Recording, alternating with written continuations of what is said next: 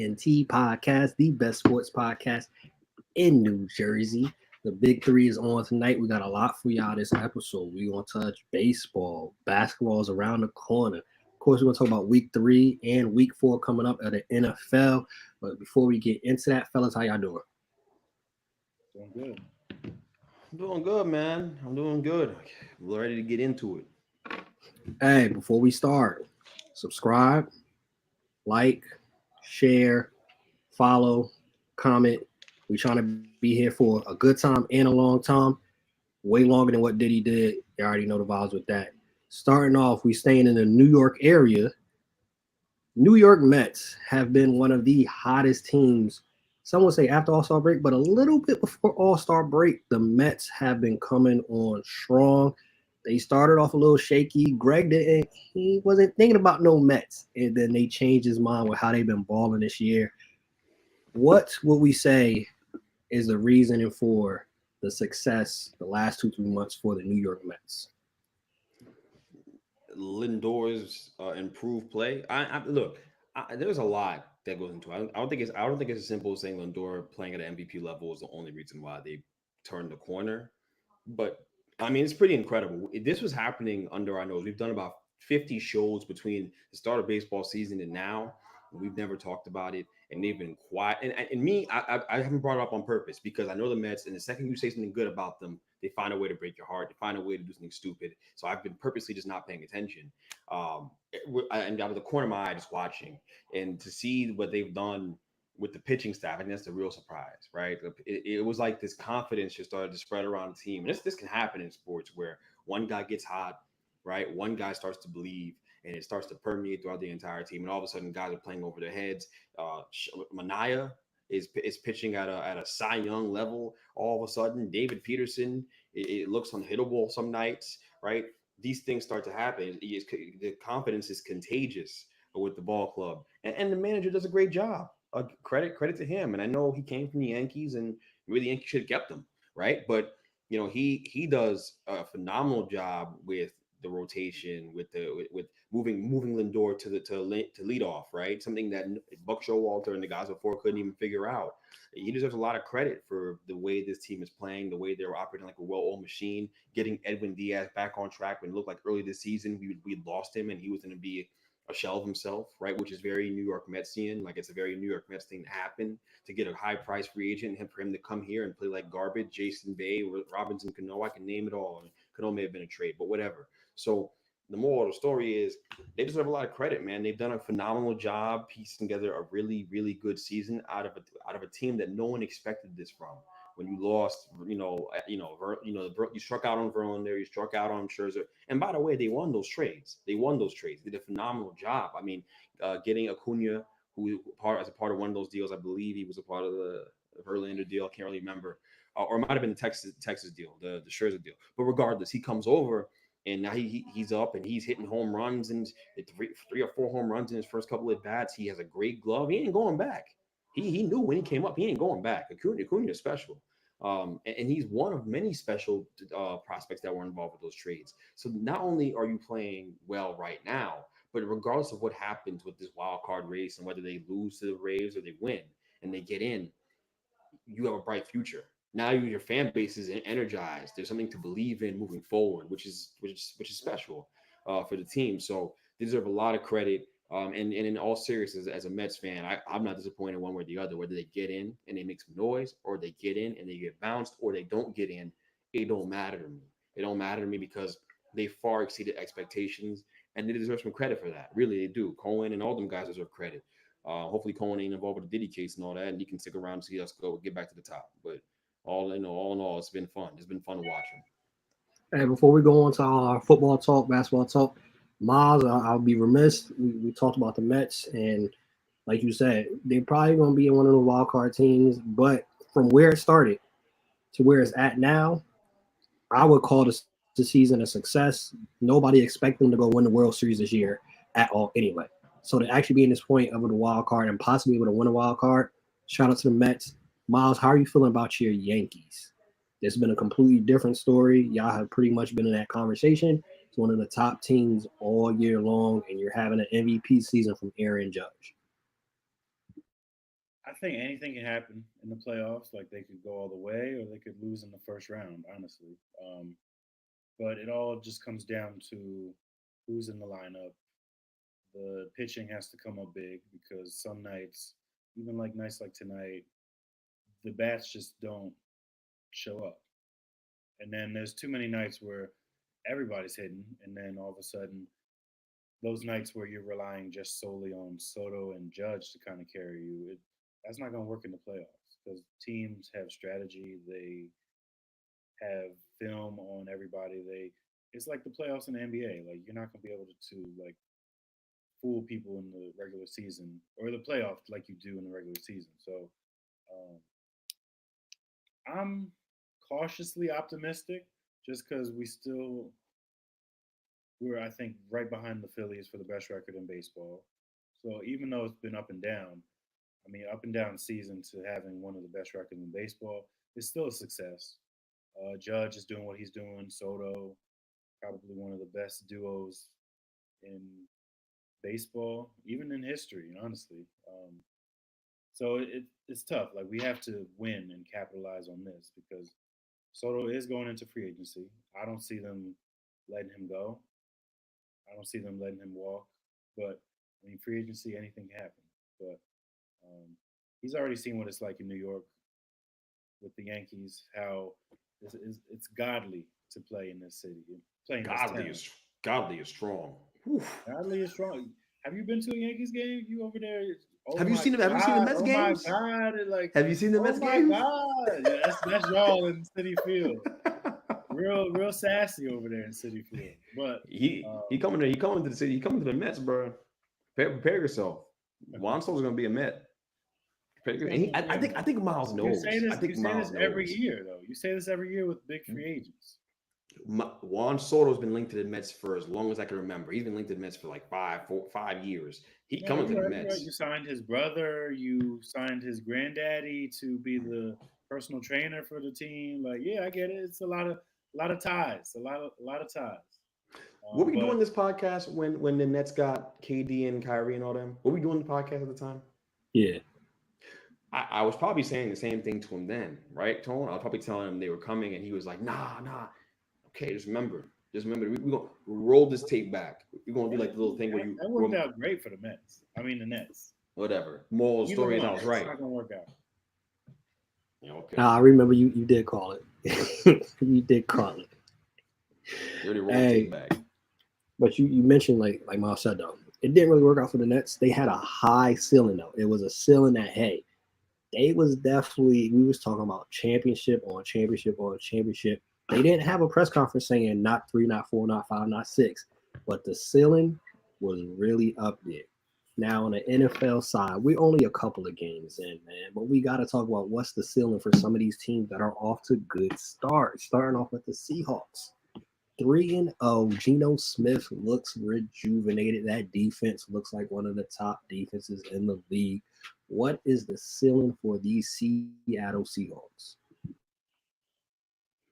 Uh, I think they're a good team. I think they can make the playoffs, but I definitely think it's one of the more overrated 3-0 teams. I mean, if you look at their opponents so far, they played the Broncos, who's starting a rookie, the Patriots, who, I mean, they almost lost to the Patriots, but again, the Bengals lost to the Patriots. So, um, and then the Dolphins this past weekend, who without Tua, they're not really an NFL team. They're not worthy of recognition on Sunday. So 3-0, it feels good to be 3-0, but they can't get too cocky with it because they haven't really played a strong schedule to start the season. But playoffs, definitely. I mean, you start off 3-0, you're right in the hunt. Even if they end up falling off towards the end and make the wild card, they'll make the playoffs. Like Seattle's always been a solid team, but that's all I see them being. They're not making a deep playoff run. Gino is he's good, but he does have his deficiencies too. Yeah, I think they're limited. I think they're going to be a good team. I think Detroit. I still put Detroit over them. I still put the Packers with Jordan Love over them. I'd still put um, the Eagles. They can be had. I don't put the Eagles over them definitively. I think they have their limitations. In the 49ers, if they get things right, which I think they will at some point this season, they'll get things right. They'll right the ship. They're too good of a team. I think 49ers, Packers, the Lions, those three teams are definitively better than them. Once you start talking about the Buccaneers, the Eagles, the Cowboys may not even be in the conversation altogether the way they're playing. They got the worst run defense in football, and that's a real thing as well. And we'll talk more about the Cowboys here soon. But I just look at the team like the Seahawks, and I think legitimately they're in that fourth best team kind of conversation, which is cool. But that's kind of the problem at the same time, right? I think eventually, middling out and being just good enough to get into the dance and maybe win one game in the playoffs, that has to get old to a Seahawks fan, get old to the organization, and that's the knock on Geno, right? Maybe that's the reason why you start to look towards, hey, can I get a late first round quarterback, a late second round quarterback that I can build around, and hopefully he has a higher ceiling than Geno does, because you want to eventually, with a roster like that, be able to compete for championships, or certainly give yourself a chance to get to an NFC championship, which I don't know that Geno has that kind of run in him, but he's certainly much better than he once was. And he's a good player. And with the right strike of luck, they could get to the NFC championship. The NFC is not that strong to where they couldn't get there. You know what I mean? It's not. Again, when the Eagles were a powerhouse, I felt differently about it. They are no longer a team that's in that conversation with the 49ers and Chiefs. They're not, or the Bills. They ain't up there. So, things could break if things break the right way. If Geno eats the right thing for breakfast one day, maybe they get to the dance, but to the conference championship. But other than that, they're cool. They're cool. They're a good team. They're cool. They're fun to watch. Have a good time. You know what I mean? They're like the girl you don't take. They're like the girl you don't take that serious. She's good for a good time, and then you kind of move on. Sorry, I can tell he's not at home right now. He must be in I'm de- the office. I'm in. I've upgraded my situation, so I ain't in the same room. Hey, staying in the NFC, another 3-0 team, the Minnesota Vikings. They have, I think it was a stat that it's been only 3 minutes and like 46 seconds where they haven't led in a game, which presents questions. Are we really believing in Sam Darnold, or is it that they're a front running team? What is the ceilings for this 3-0 Vikings team? I mean, I Higher want to than the say Super Seahawks. Bowl. Yeah, this could be a Super Bowl team right here. And it's funny because they drafted a quarterback of the future, but over time they might have signed the quarterback of the future in Sam Darnold. I mean, if he's able to lead them to where they could possibly go, I don't even see how you just let that walk in the end. But this team, top to bottom, Sam Darnold, you got Aaron Jones, underrated. You still got Justin Jefferson, and they're doing it without their like number two, their number one pick from last year, and Jordan Addison. He hasn't even played really since the first game. So there's a lot of things, and Hawkinson's not even back too. So there's so many dynamics on that team, and you got Brian Flores behind him to lock it down. They don't even have to score 20 points to win. Like he's locking down the Texans, who that's always been a dark horse in the AFC for the top seed and all that stuff. The 49ers win.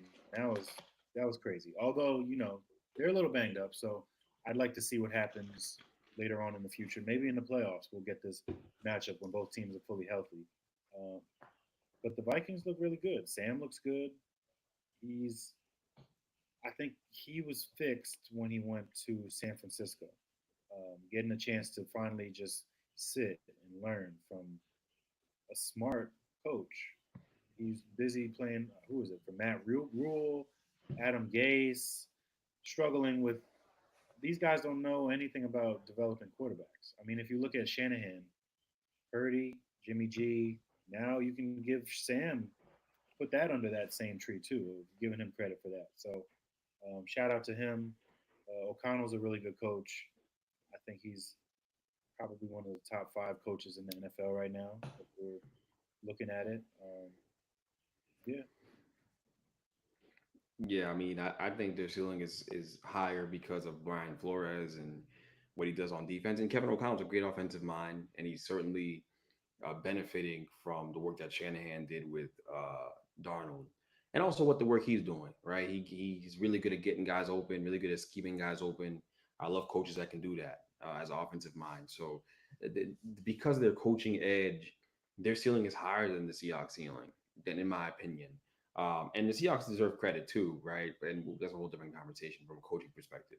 But when I look at the Vikings, I just feel like this is not a fluke. You look at the passer rating of those two quarterbacks they played so far: Daniel Jones, C.J. Stroud, and then I think Trevor Lawrence. All of them were like at 60 or below 65.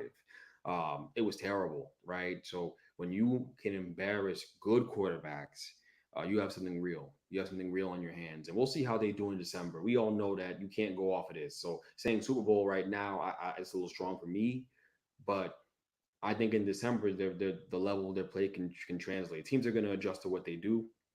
Teams are going to get adjusted. Brian Flores' looks and defenses. It's just going to happen. It's just the way it works.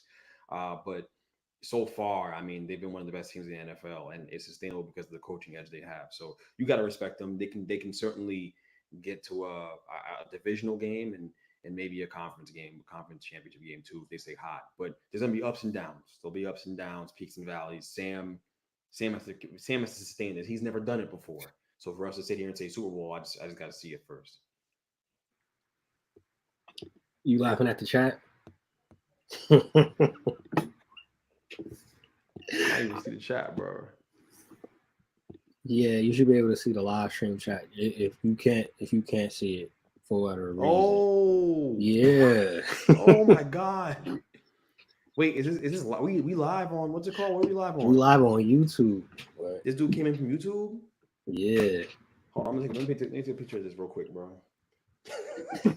Through the chat. Top 5. I don't even know who this is. Anyway, switching over to the AFC. Wow. Speaking of, for those that can't see the chat, there's somebody in here saying that he's a white supremacist. Speaking of white people that are really good at what they do, Aaron Rodgers had a very good game recently. What's the ceiling for the Jets when Aaron Rodgers is playing like this? You on mute, Miles. Yo, that's crazy. Wow. That's crazy. The ceiling, I think as we get healthier and Aaron Rodgers gets his feet under him a little bit more. I mean, we kind of saw it last week. The guy is still really good at what he does, and we haven't even really gotten Garrett going because teams are scheming for taking him away, which has allowed Alan Lazard and eventually Mike Williams is going to step up and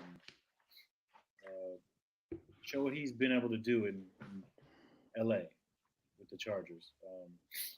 But the defense is going to be really good.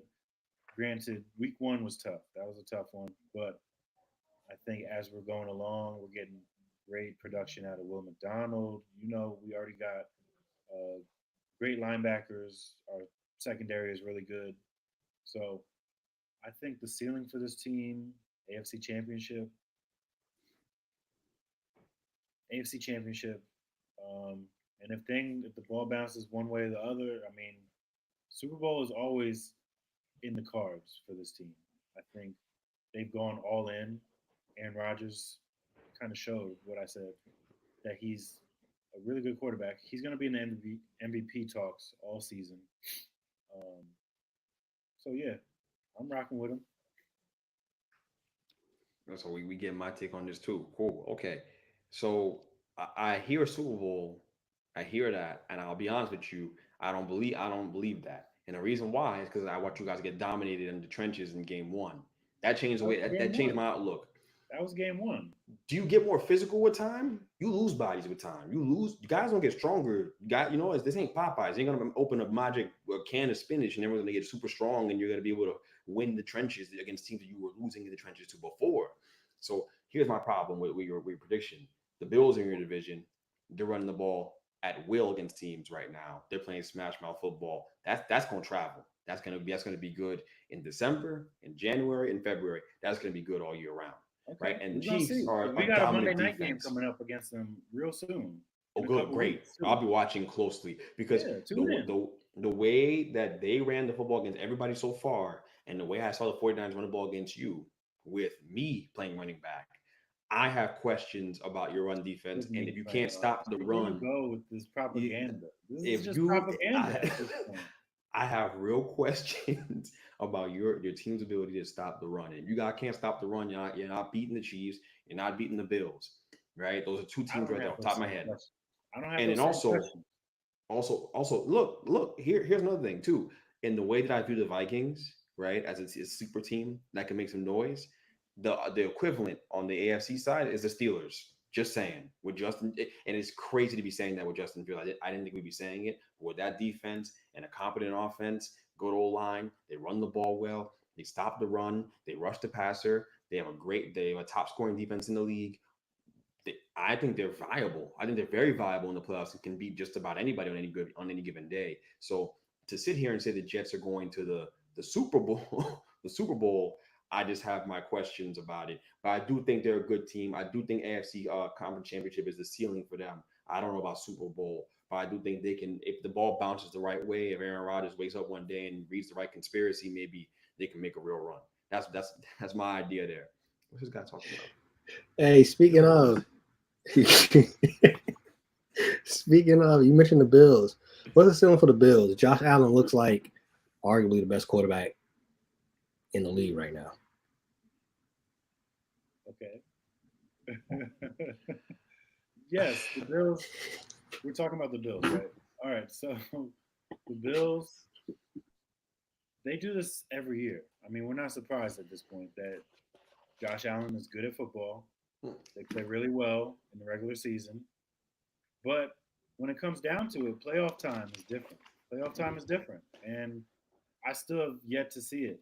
I mean, sure, that hell of a game against the Chiefs that one year where they lost it in 13 seconds. Sure, he had a great game. You just got to finish though. And I don't know. I do believe that the ceiling for this team is same thing: AFC Championship, Super Bowl, if things go the right way. But I do think at some point you're not going to be playing these mediocre teams in the Dolphins with a knocked out Tua and Trevor Lawrence, who is he's just he's not it anymore. I mean, we can all agree like Trevor Lawrence has kind of showed who he is. I mean, he's lost his last 8 starts. They haven't played any good teams yet. So the Bills are good. The Bills are a really good team. Josh Allen, hell of a player, superstar. He's the MVP frontrunner right now. But I need to see it in the playoffs. I've never seen it from him in the playoffs. I've never seen the Bills win in the playoffs. I mean, if I'm talking about way back when in the 90s when they was making Super Bowls Wow. left and right, sure. But that quarterback's not playing anymore. And I'm the one pushing a propaganda, and you talking like that about the Bills right now. Your thing is if what you haven't seen is what you've seen from them isn't sustainable. Teams can't out. They're not winning in the trenches. Football is really easy.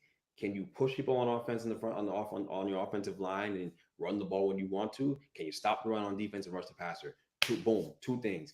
They're doing both those things really well right now at a high level. I think they both are going to carry throughout the rest of the season. I think, and by the way, in previous seasons, last year, for example, I came on here and I told you guys the reason why the Bills weren't that good is because they threw the ball too much and they were one dimensional and they didn't run the ball. They didn't control the clock. They didn't have the option of slowing down the game and keeping other quarterbacks or great quarterbacks on the sideline. So this year, they're keeping guys on the sideline. This year, they're punishing teams with the run game. Of course, it's sustainable. They're a real Super Bowl threat. They could be a legitimate Super Bowl pick for anybody, and it could easily become to fruition. They can beat the Chiefs. They can go to Arrowhead and beat them with that run game. They absolutely can because they are dominant in the run game. And as long as that continues, good luck to all the other teams. Even losing Milano, they're keeping the defense fresh off the field. And then you have Josh Allen with the second best quarterback in football in terms of talent. You have him throwing the ball 25 times a game, or he's going to pick you apart. And you have your linebackers sinking in to help out in the run. Good luck. He's going to kill you. He's going to kill you. He's going to kill you. They're playing at a high level, man. They're a really good football team. Okay. I mean, they played Cardinals, Miami, Jacksonville to start the Cardinals are season. no slouch. Cardinals are no They're no slouch. slouch, but they're not exactly Are we threatened by them? Are you threatened by them? Dude, the Cardinals are a good team. They're a good team. They're scrappy They're young bunch. They're a solid. good They're team. solid, But but to say they're you gonna acting be like it's up the and down quality all of year. team. They're They're gonna be gonna up and don't. down all year. We're about to get into the real football once September ends. It's No, gonna look, start. you want to hear their next three games? They got the Ravens, they got the Texans, and they got the Sure. Jets. Ravens So on Sunday let's see night. how they come out of this. They're gonna win 2 of the 3. They're gonna win 2 of the 3 games. They're gonna win Okay. 2 of the 3 of those games because when you run the ball like that, they're gonna beat the Ravens. Ravens are shaky. The Ravens are shaky. So I'm telling you, they're gonna beat the Ravens for sure. And with what I saw from the Jets are susceptible to a good team coming into their crib or wherever they're gonna play them, and they can run the ball on the Jets. We've seen it. We've seen it. So unless you tell me they've showed up their run defense, which by the It was way, one game. It was one game. okay, That never happened it last was year. Bro. Of it course, was bad. the 49ers do it. And now all of a sudden we can't stop the run. The Bills are like the second best running football team in the league right now. Okay. Legit. They've done it against some subpar teams. Okay, we're gonna see. Jaguars are one bad half of football away from firing Doug Peterson and going back out with the DC. Beating Do them some serious. 47-10 He's about to get is the fired. mark of an elite team. Beating them 47-10 is the mark of an elite team. We're not talking about an average football team. We're not talking about luck. When you beat somebody 47-10, you're elite. You're elite. So I'm gonna just say that. And I also say I have no agenda here. I'm being honest with you. What I'm seeing right now, when you can run the ball like that and stop the run, and your defense is pretty good on the other side of it, you're gonna be good, bro. They're a good team. They're good. They're a legitimate Super Bowl contender. They're in that tier. That's what they are. I wasn't opposed. I didn't disagree. I said the same thing. You just saying you said the Jets are also in there too. They are in there. They beat the Patriots. They beat the Patriots and the Titans, and Yeah, you're they about to know who see. they beat. You're about to see. Watch. Okay. Our next On the stretch of games is tough, so we'll see. Good. I'm looking forward to it. On the flip side, we talk about what's the ceiling. We were talking about like what's the temperature. How are we moderating the temperature on some of these teams that are off to shaky starts? Some of these teams that we thought would be better than they were, or some cases we thought they are who we thought they were. First team. This is one of the teams that we probably didn't expect this coming from them. The Cincinnati Bengals, 0-3, lost a game, a shootout. You spoke about Dallas. Cincinnati could get ran on too. Jayden Daniels looked like the best rookie quarterback this year so far. Looks like a top 15 quarterback. That's how good they made him look. Not saying that Jayden Daniels isn't good, but that Cincinnati Bengals defense was abysmal. Cincinnati 0-3. Legit. I mean, I think they hit the panic button. If what's the temperature situation, we're not doing panic or no panic. Whatever. It's hot. It's hot. It's hot. It's hot as hell over there right now in Cincinnati. They don't defend at a high level, and it's not just the fact they don't defend; it's the play calling that's questionable now too. So when you start losing that coaching edge, now you got real questions over there as well. So I'm not sure it's a personnel issue. I know that Chris, our resident Bobcat, isn't on the program with us tonight, but if he was, yeah, I spoke with him actually, so I can kind of relay his message. He said to me that they were missing their nose tackle and a couple of the key pieces on defense as well, and that contributed to it. But even he's very nervous about his team's performance to this point. Look, it's not about the quarterback play. It's not about the offense. It's clearly a defensive issue. It's real. Let's see what happens when they get their defensive tackle back and how they play. But I don't see it for them this year. I don't. I think they can ring off a couple games in the middle of the season. Joe Burrow is more than talented enough to do it. The offense is more than talented enough to do that, and they'll be in the picture. But when you start out the way you start out 0-3, when you get and you lose to the Commanders at home with their defense being what it is, that's an embarrassment. That's an embarrassment, and that's one of those losses that gets guys fired. So the seat's very hot for those coaches over there. Especially with Belichick in the wings, just kind of waiting, right, and looking over everybody. So I think you have to be concerned with them, and it's very fair and valid. The defense is awful, and it's the play calling section that really scares me the most. So that's my take. I mean, they might honestly be 0-4 by this time next week. I mean, Raiders no, they're again. playing the Panthers this week. Oh, they're beating the Panthers. They're beating the I Panthers. We They'll gonna beat see. We gonna they'll beat see. the Panthers. Hey, Miles, speak to that because nobody's saying that the Panthers are going to be a Super Bowl contender team, but the Panthers look completely different with Andy Dalton, which lets us know after that game and how that coach was excited in that locker room, talking about that's Panthers football. Bryce Young is never, ever take another step with a Carolina Panthers jersey on ever again. What's the we didn't mention them, but what's the ceiling with this new Panthers rejuvenated team with the Red Rocket? I think they can win like 7, 8 games. They're still not that great. Like granted, Andy Dalton did that against the Raiders, who they had some missing pieces on defense. Raiders aren't good themselves, so um, let's see how they do against a better team. Which maybe we'll see that in Week 5 because the Bengals are not a better team. But Yo, he's- um, yeah, Andy Dalton changed the way that team.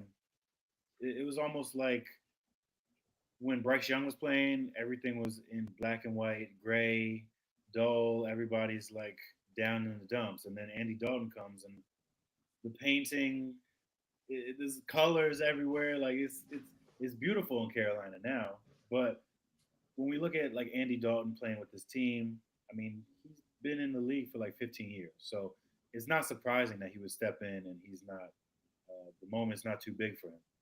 Like Bryce Young is still trying to figure out his way in this league. So he's in a tough spot. They're in a tough spot. But like with this Andy Dalton rejuvenated, like he's able to use the weapons. You got 100 yards out of Chuba Hubbard this weekend. You got Deontay Johnson catching 8 for 120 last weekend.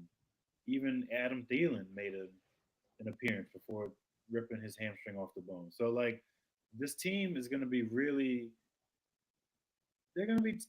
I was about to say really good. Jesus Christ. yeah, right. They're not about to be really good, but You need they're them. going to make it tough for teams. Like this is not going to be an easy easy game this week against the Bengals. Like the spread right now is 3.5. That's pretty low for a team that, as good as the Bengals, they're playing the Panthers. Like if we're being real, like this is a team where their fans put bags over their faces. Like they don't want to be seen. Like they wear stupid stuff to the game as a joke. They're unserious from top to bottom. So if the Bengals lose to them, I think Chris should just do a show by himself for maybe like a 10 minute just get out of his system. Hey, looking at the Bengals schedule for the next couple of games, though, right? So it's the Panthers, which is up in the air. The Ravens, Come that's on, division. Ravens, that's division. So yo. we know that's tough. Then they see the rejuvenated New York Giants, Browns, Eagles. Within those games, we can see honestly they might only win one or two out of those games right there. Well, the Panthers thing is, look, football is a crazy sport. When these teams make changes, usually that leads to the team playing significantly over their heads the next week. So they also played the Raiders, who suck too, and are vying for a number one pick in this year's upcoming draft. So we can't, jump out the window here and act like the Panthers are scary or something like that, or things have changed. I just can't do that. I'm sorry. I don't buy it. I think the Bengals will go in there upset and win a game pretty convincingly against the Panthers as well. But dude, I think the Bengals are going to play better football down the stretch. I do. I do think they're going to figure some things out. I do. I'm not just saying that because of Chris. I'm not saying that because of Chris at all. Quite honestly, if they were bad, it wouldn't matter. They're not going to be great, but they'll win about 8 games this year. That's where we're going to end up, 8 or 9 games. I think they're going to. It's Joe Burrow. You have a cat. You're not gonna go 0-7. It's just not going to happen. You're not going to go 2-5 with Joe Burrow. I just don't really see it happening. But we'll see. We'll see. Maybe I'm wrong. Maybe I'm wrong, and this is worse than I thought. Hey, the only concern with them where the Panthers might make it close, Chuba Hubbard, Miles Sanders, Don't run the ball. they Don't run the ball. Yeah. you might see a day they just like the Cowboys. If Can, y'all want to can, get y'all running game going, play one of those two teams. so that's all I'm gonna say. If and this is crazy, if they can run the ball, if the Panthers can run the ball on the Bengals, And that's how they win this game. They win it by ball control, running the ball. They just dominate them, like the Ravens did. If the Cowboys fans should be really concerned. The Cowboys fans should be really concerned because these defenses aren't showing up their run defense at all early in the season, and this is a real problem.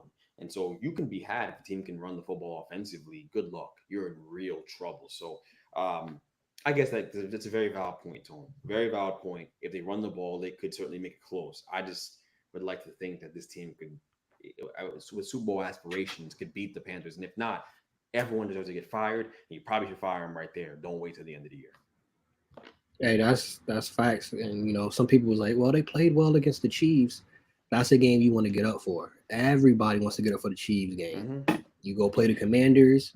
Let's say, like you said, maybe this week they'll shut down the Panthers, but y'all get up for the Chiefs. But y'all just thought the Commanders was going to lay over with a young, promising quarterback in Jaden Daniels. And I want to say this: we'll talk about the Cowboys and we'll switch on after that. But shout out to Terry McLaurin, bro. I love the story that came out that he not yelling at Jaden Daniels. He not throwing his helmet on the sideline. He not throwing fits. He not saying anything in the press conference about I need the ball more. I need the rock. I need my touches. I need my touchdowns. And we saw it was the Terry McLaurin show. Me personally, I get wide receivers wanting the ball, but I think more wide receivers should take a page out of Terry McLaurin's book and not be complaining, moaning, and being divas towards the quarterbacks. I'm not going to name no names of certain wide receivers, but I think more wide receivers should take the Terry approach than over the diva, complain, throwing the helmet on the sideline. Because what does that do? I'm gonna now go force the ball to you with you while you're being double teamed, so it could be a turnover. Look at it, Josh Allen. He said he didn't throw a shot, but I think he was throwing a shot. Yeah, he was. He looks happier. He said, "I got a bunch of players that don't care about stats," and it was spread out. Kincaid, Shakir, and Shakir is their number one target right now, and he only gets 40% target share, which is like the bottom 10 in the league, and that's their top target is only getting like 40%. So that shows you something right there. Sometimes you gotta spread that thing out. The Dallas Cowboys, how hot should it be over there in Dallas? I don't think we expect them to be some Super Bowl winners or anything like that. Never. But over the last couple of years, you can't expect 10 to 12 wins from this team. They just suck in the playoffs. It seems like this year they wanted to switch it up. Let's start off just sucking from the beginning. I mean, go ahead, it's definitely tough to be a Cowboys fan. I give you credit, Tom, for getting off the bandwagon when you did, because this is tough. Like they just gave Dak a boatload of money, like CD, same thing, and then Dak played okay. Sure, a lot of that came in like garbage time, where like the score looks a lot closer than it actually was. But and then you have like Michael Parsons getting into it with DeMarcus Lawrence on the sideline. Like things are all out of whack, and I don't know if McCarthy's the coach to rein this in, because they've got all the pieces you would think to be a good team, but here we are. They're 1-2, and they've gotten shellacked by a couple teams. The Saints won, and I'll say the Ravens, because if they weren't trying to run the clock out, that game would have been long over, and we'd have seen Cooper Rush or something like that. But you have to figure at some point it'll even out. Like they're at the bottom, they're gonna like bounce back, maybe even tomorrow night against the Giants. So, but that's not a gimme game either. Like the Giants at home in front of that fan base with a star quarterback and receiver like Daniel Jones and Malik Neighbors, like they can do just about anything right now. After that Browns game, I mean, sky is the limit for the Giants. So if I'm making a prediction, I'm gonna say the Cowboys lose at MetLife tomorrow, and McCarthy could be out of here by November, which that would stink because when everybody's asking like, "Oh, how's things at work at Thanksgiving?" Like, I'm not gonna be asking McCarthy what's going on. Hey, I second that. I see the Giants winning. I see the Giants winning tomorrow. Uh, I said it at the beginning of the season. Malik Neighbors, that's a bad man. And I said Daniel Jones is mid. Daniel Jones can sometimes look like one of the worst quarterbacks in the league. But Malik Neighbors, and I said this at the beginning of the season, Malik Neighbors gonna mess around and have the Giants bringing Daniel Jones back because Malik Neighbors is that freaking good. But Greg, you could go ahead. I'm actually in the Giants camp. I ain't saying y'all going to the Super Bowl, but y'all gonna look way better than most people expected because of that man Malik Neighbors on offense. Literally, Malik Neighbors is. You could have a discussion too. I know you were saying it earlier. Malik over Marvin Harrison Jr.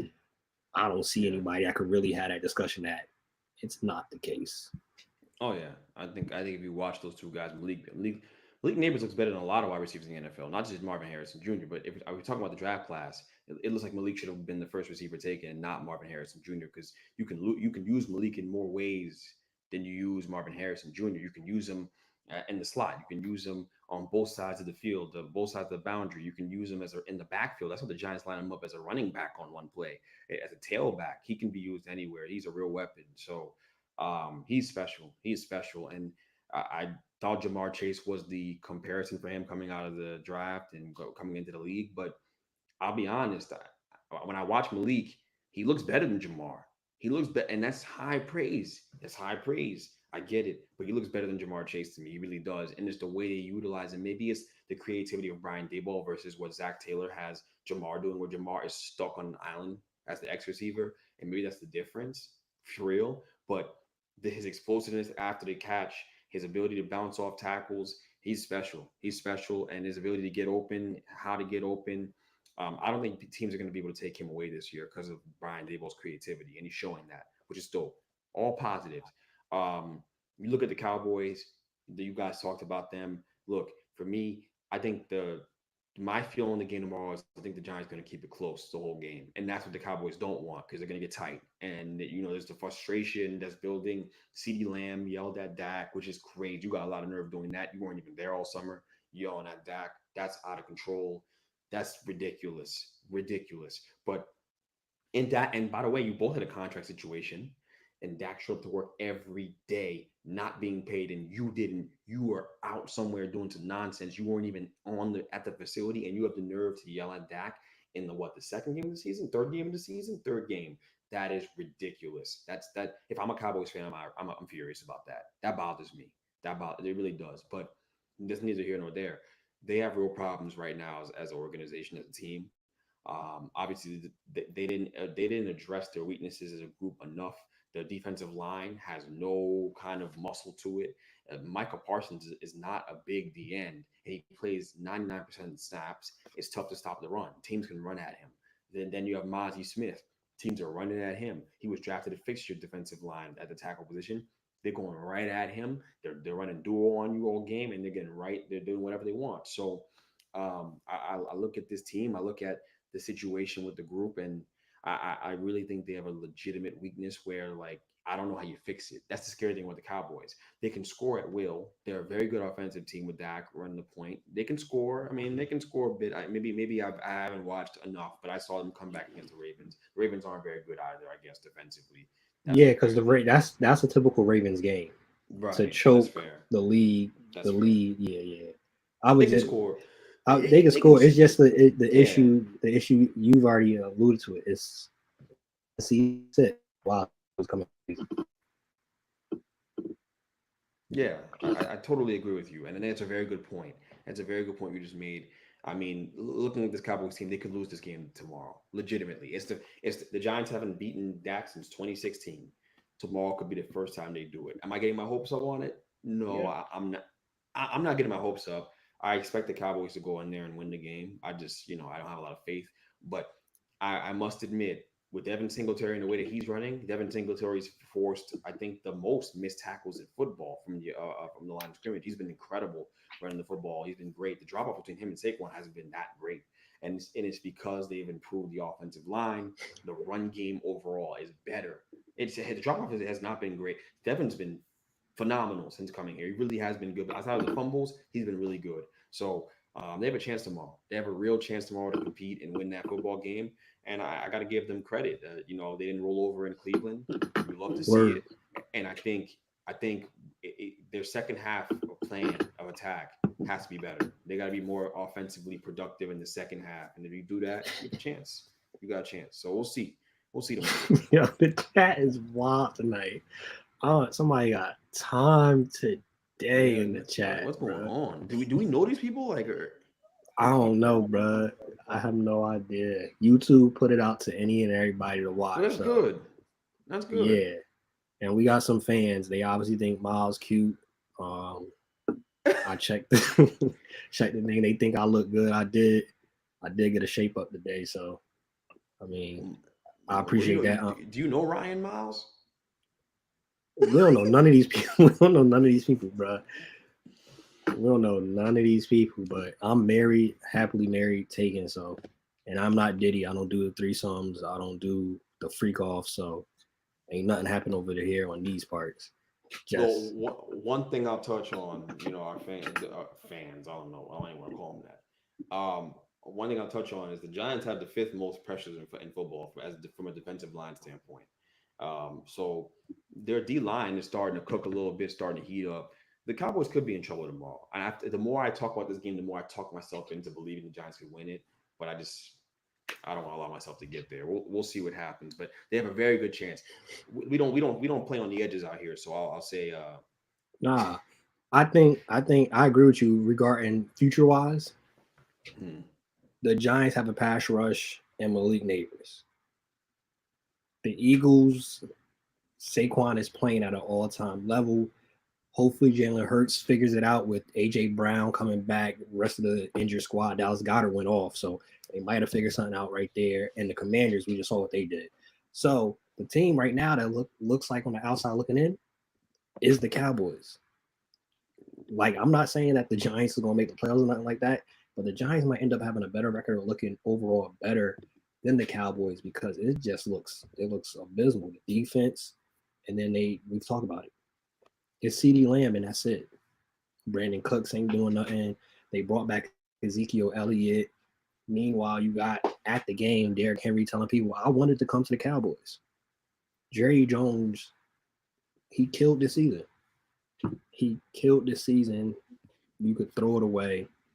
He could get ready to be trying to draft any quarterback coming in. I know he'll probably want, and it works out. McCarthy gets fired. You could bring in Dion, the coach, and then you draft his son.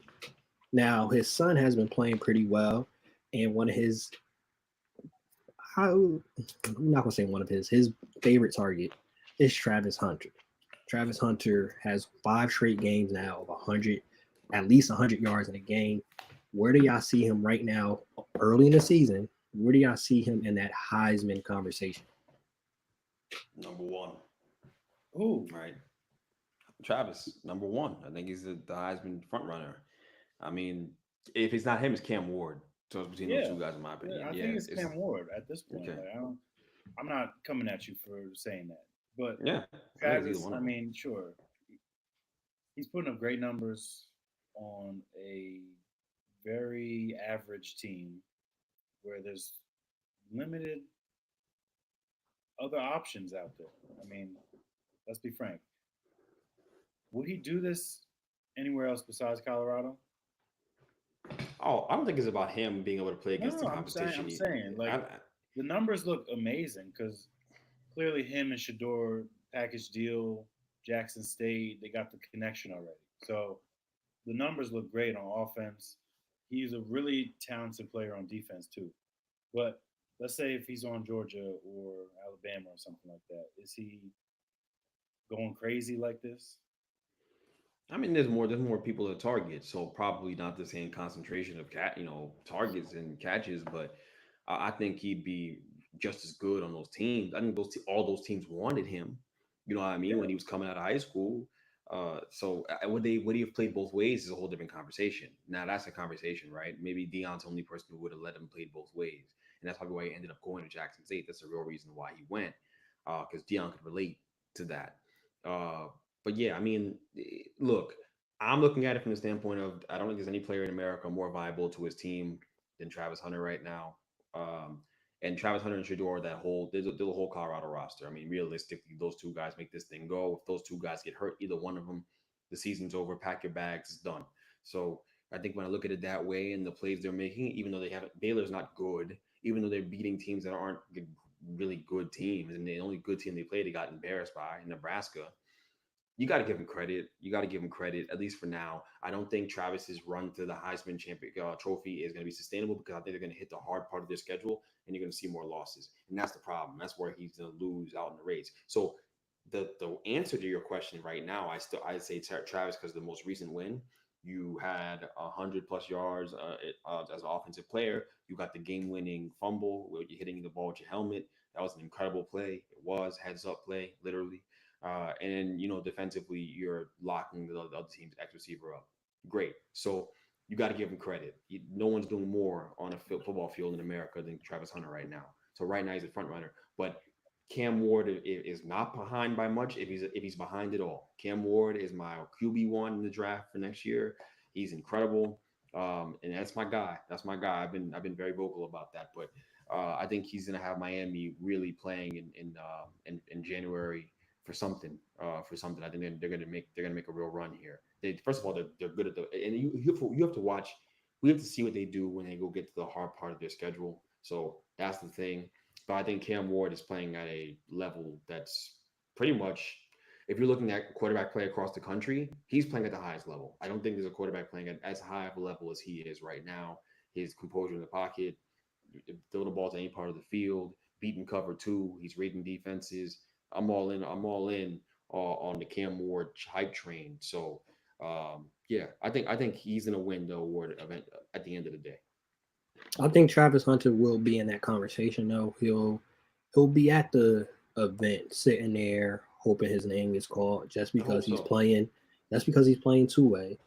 And it might be one of those situations where he has stats that are just so out of this world being a two-way player that he gets invited for that despite Colorado.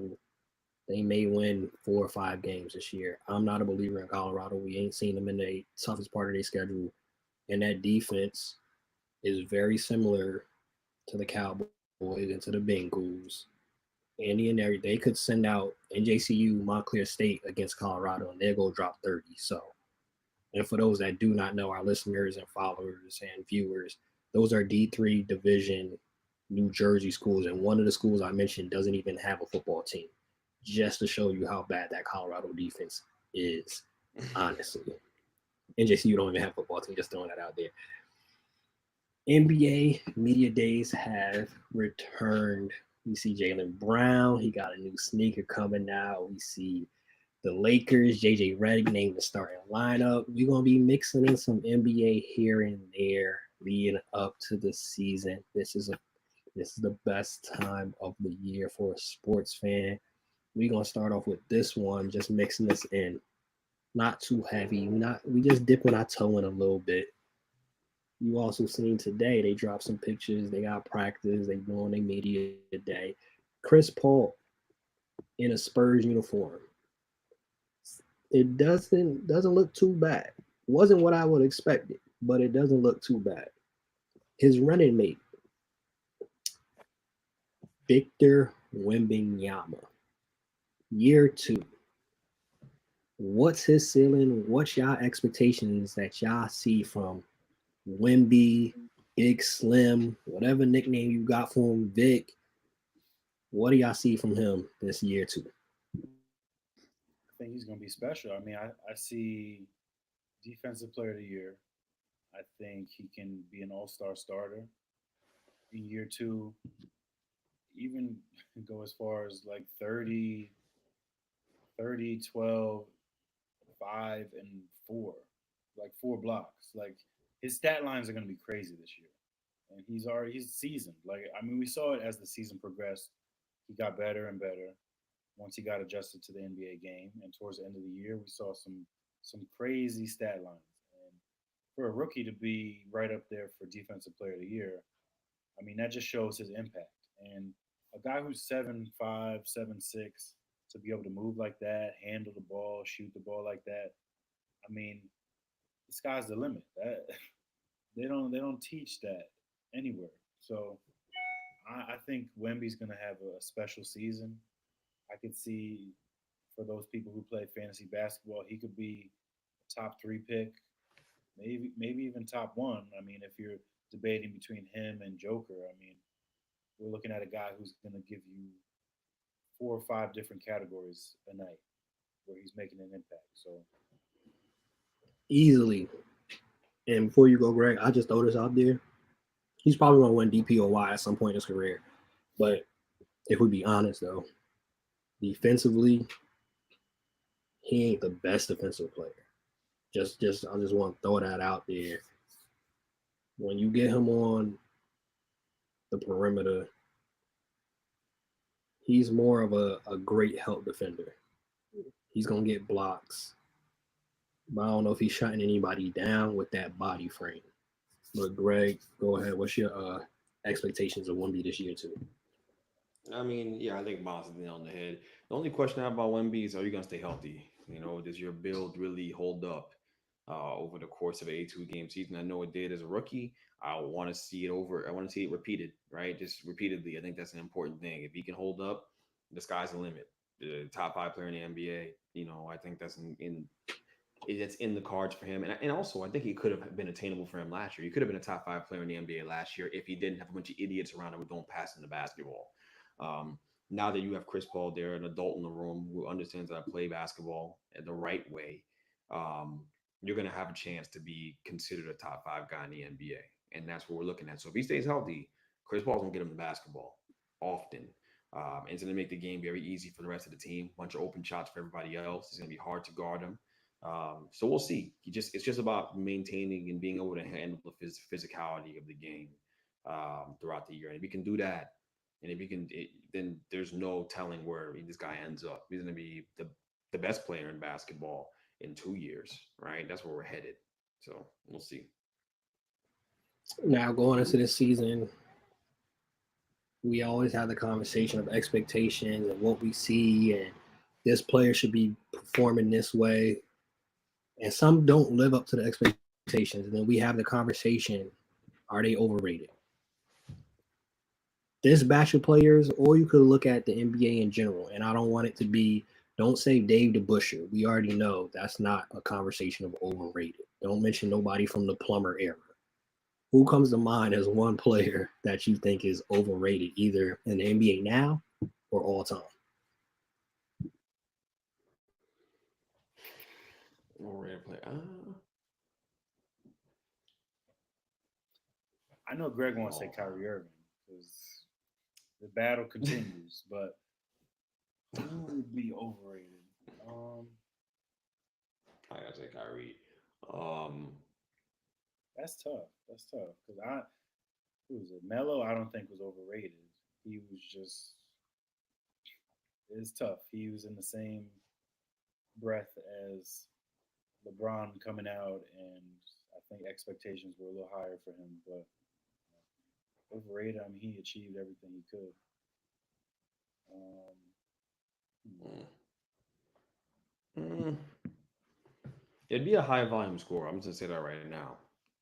So Carmelo's the fact that you think about Carmelo, it means he's on the right track. The fact that his name came up, it deserves to come up. That's all I'm gonna say. Because when you're that talented, a lot of the reason why you don't win and you don't get over that hump is because you don't get other guys involved as much as you should.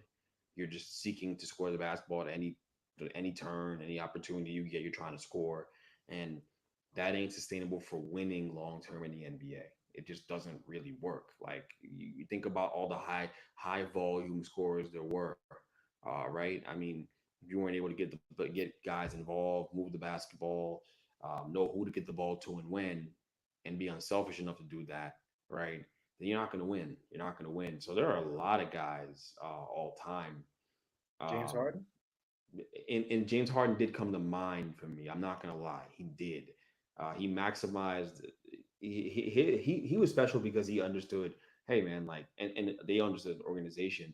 Threes, threes are better. Threes and shots to the rim are the most efficient shots in basketball right now. So I'm only going to take that. That's my entire shot profile. I don't take mid range jump shots anymore. And he was making them at such a high clip that if I said James Harden was overrated right now, people would lose their minds. But in reality, he was overrated because the way he played wouldn't work in a playoff series because over the stretch of a season, you just don't shoot it. You don't shoot it that well all year. It doesn't work that way. Even Steph Curry, the greatest shooter of all time, his percentages dip in the finals. So really, James Harden is a fair answer. And Kobe, if you ever watched that breakdown he did on that show he had with ESPN, can't remember what details or something like that might have been the name of it, or whatever. Detail. So he talked about James, and he mentioned that he actually told James Harden that you can't play this way and expect to win a championship because defenses get to load up on you. They can change the entire balance of the floor, and shooting only threes just makes you too one-dimensional. You're not threatening the defense in any real way. It doesn't put any pressure on them. You're not getting paint touches really, right? It's tough. It's tough. So James Harden is a viable answer, and I think the way he's aged as he's gotten older as a player is actually telling you, like, yeah, like the way you played wasn't sustainable. It wasn't realistically.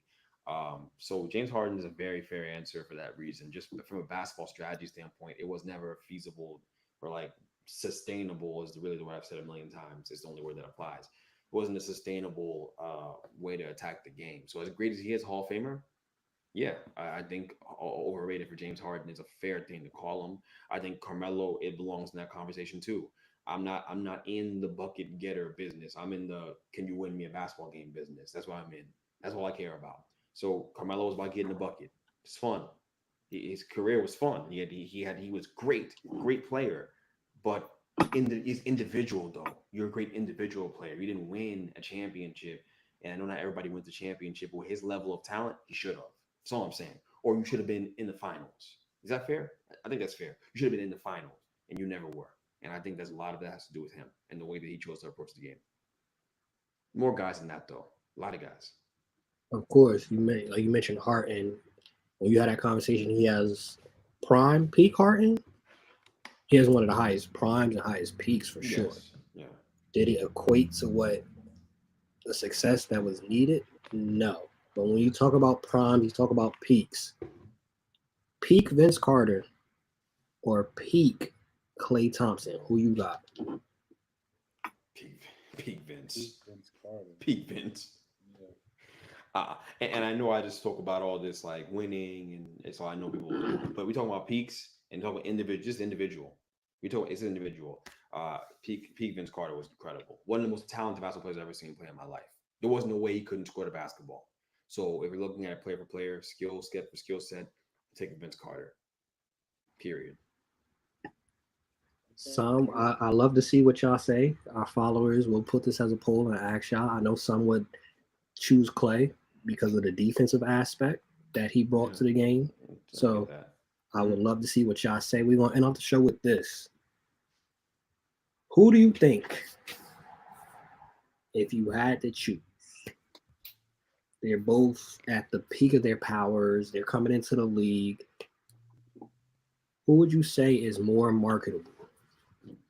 Michael Jordan or LeBron James? Who is more marketable as a player? LeBron coming into the league. Jordan. But he said coming into the league. Michael wasn't a made man. LeBron coming into the league. The answer is easy. It's LeBron. LeBron had all the hype as a high school student, as a high school athlete. He was trying to follow Michael Jordan's footsteps. The hype was already pre-generated. A Nike deal exceeding $40 million for even stuff in the court and all that, whatever it was, right? Like Mike was a surprise to people. Like coming out of they thought he'd be a really good player, all-star. They didn't think he was going to be what he was. So the marketing, the hype wasn't quite the same for Michael coming out of high school. It wasn't. In fact, he didn't even go number one. He didn't even go number one. But that's different. So, That was back when like bigs were the ones that were most coveted. but we saying marketable though. I'm just saying I don't think that Michael Jordan came out of college with the same level of hype that LeBron did. And then Michael Jordan's part of the reason why LeBron had that hype because he was they were like, yo, this is the next one. This is the guy. This is the guy. He's in a rival. He's going to rival that man, right? Okay. And we had that expectation of him. So it created hype. I mean, his high school games were on ESPN. They were selling out. They had to move games from the raggedy ass gym they were in Ohio to Ohio State University to the where they play football over there. Where's the football field in it? Energy, whatever. The football field over there. You gotta go to the football field and play basketball over there because there was too many people trying to go to the game. So if we're talking about hype, marketability, LeBron was like a marketing, just a marketer's dream. Michael had not established that quite yet. After 1 year in the NBA, obviously he did. Hey Miles, I want to ask you this. So Greg answered, and you could answer this, of course, Greg, if you have a different thought on it. Miles, right?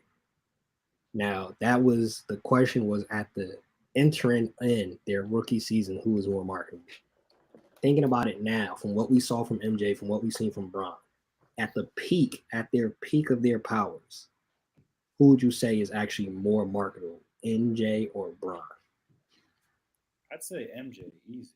I mean, without MJ, most of these guys don't have these deals that they got. I mean, he basically paved the way for all these guys to get these deals where they're getting, KD or the Kyries or the LeBrons. Like nobody was doing that before, like to the magnitude that Jordan had. Like sure, coming into the league, he wasn't as heralded as LeBron was coming out of high school, but he was still like a top five, top 10 pick in the NBA. And I mean, rookie year to average like 30. Sure, that's when it really took off. That's when you were able to see like, all right, Jordan is that guy. But I mean, I don't think there's ever been a better brand than Jordan to be started from the bottom like that. I mean, it's his own brand, and I don't even think it's a part of Nike anymore. I think he's branched out to being like almost bigger than Nike at this point. Like the fact that someone can be bigger than Nike just speaks to the volumes and the cultural impact too that those shoes had kind of helped kind of build that buzz up for it. Because I ain't wearing bronze to the club. Like Greg has said multiple times, I ain't wearing bronze to the club. Yo, I think Michael Jordan had the benefit of coming first, of being first. And I think that because he was first, he got the best designs, and he had the opportunity to kind of pave the way. He was first, and I think that he's literally a trailblazer in that sense. So, if I look at it, I'm thinking about it differently than maybe Miles is. I think Miles thinking about it from the standpoint of what happened.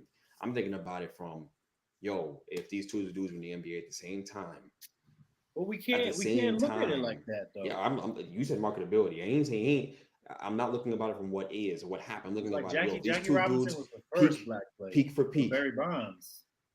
Yeah, I mean, I think being first is a benefit in the situation. Like he got some of Nike's greatest designs because he was first in line. He was first in line, fair, and he also had the world in pandemonium because they had never seen a basketball player that good before. They had never seen it. There's also look, if LeBron played when Michael Jordan played, LeBron would average 30, 10, and 10, 35, 10, and 10, whatever it might have been. Because he wasn't Michael Jordan wasn't playing the best competition back then. He simply wasn't. I'm sorry. The league was an expansion, right? They that's the reality of it. It wasn't it just the reality of it was he came into the league and there were guys like Eduardo Nahara guarding him. Okay, like if what would LeBron do with a guy like that guarding him? Let's just be honest. Things get better with time, they evolve. So if these two dudes are playing at the exact same time, I think their marketability might have been equal because of the fact that they would have been at least as good as each other. I don't think that Michael Jordan would be like, oh, heads and shoulders above LeBron James. I just don't believe that. I'm sorry. Say what you want to say. I don't believe that. So that's what I I think. think I think peak for peak, they playing at the same time. I think Bron is actually be more marketable just off the strength of he's more accessible. He's more Yeah. marketable to multiple people. Remember, Yeah. MJ kind of shut off a whole section of people, just a whole section of people. Kind of with this, with that right there, he kind of shut them off completely. And actually, Republicans buy my sneakers. I don't that whole that whole thing. He didn't really. Bron, on the other hand, we see Bron just now at 47 years old was the one holding the American flag. I think Bron would have been more remarkable just on the fact of the world pretty much loves Bron. Outside of every now and then they get pissed off when he says something political, but that's any black athlete. For the most part, the world loves LeBron. I think he would have been more marketable. We're not having a debate of who's better. We've already had that, and y'all viewed it 50 million times on Instagram, TikTok. I low-key made it about that just now, so people will love that. But oh yeah, of course. 35, 10, and 10. Eduardo Nohara. Oh yeah. Well, I mean, like, come on, man. Like, it's just, I don't know, bro. It's just, to me, I think there were great players back then that could have been dominant in this era, but there were fewer of them. There were fewer of those unicorn great players back then than there are now that LeBron has to deal with. Is that a fair comment? I think it's very fair. But people are going to disagree because people do what they want to do. It don't matter. I don't try to placate to idiots. But that's all right. They was doing it on the little LeBron video about Caleb Williams. People dropping in the comments Tim Duncan's rookie stats. We wasn't talking about that. Tim Duncan didn't come out the hype. He didn't have the expectation like that. No one you didn't watch. Tim Duncan. That's not the didn't watch the video. You didn't watch the video. You see LeBron. You spew your hate about LeBron. You didn't watch the video, but it's all right. It's cool because we already know. We saw the chat tonight. Even the chat was wild tonight. But we professionals around here. We laugh, we giggle, but we got through it because we stay ready. So we ain't gotta get ready. Bench Mob, we out. Peace. Miles is cute.